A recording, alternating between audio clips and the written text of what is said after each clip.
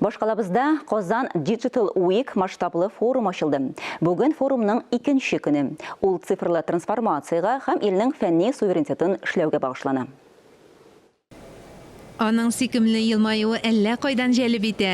Кеше сыман робот Юлия һәр кемгә дә ачык йөзле. Робот оснащен искусственным интеллектом. Робот ясалма интеллектка көйләнгән һәм ул әңгәмәдәше белән аралаша ала.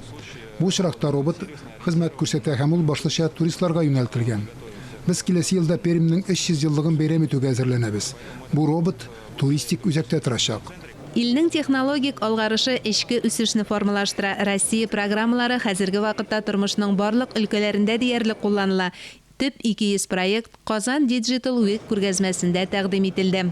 Лабораторное исследование является ключевым моментом при постановке диагноза в медицине. Мы можем транспортировать пробир-код пациента. Без санлы трансформацияның автоматизация белән үзара бәйләнештә лаборатория тикшерүләрен тизләтергә мөмкинлек бирүен күрсәтергә тырыштык. Цифрлы мохит ведомстволарны электрон документ әйләнешенә күчерә. Әйтик, 1 октябрьдән илдә электрон машина йөртү таныклыклары пәйда була. Татарстанда ислам банкингы кертелә. Күргәзмә павильонны форумның матур тышчасы гына эштәлеге турында сүз пленар утырышта барды. Видео элемтәдә Михаил Мишустин цифрлы тармакта җитештерүнең үсеше турында сөйләде. За последние 2 года объем реализованных на рынке решений собственного производства, оказанных услуг и выполненных силами российских специалистов работ вырос на 75% и превысил к концу прошлого года 2 триллиона рублей.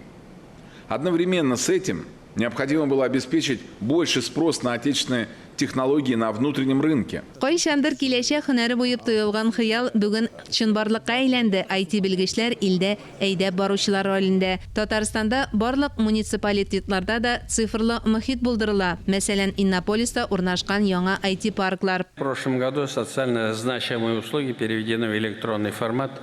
125 услуг. До конца текущего года будут переведены все остальные услуги. Понимая важность этой отрасли, текущий год нашей республики мы объявили годом цифровизации. Казан Digital һөнәри осталык буенча 3 көнлек чемпионатта эшләнгән технология тормыш сыйфатын яхшыртуга юнәлтелгән. Более 3000 человек уже получили льготную ипотеку. Средняя ставка 4%. Многие регионы приняли свои программы и снижают ставку для... 3000-нән артык кеше ташламалы ипотека алды инде. Уртача ставка 4%.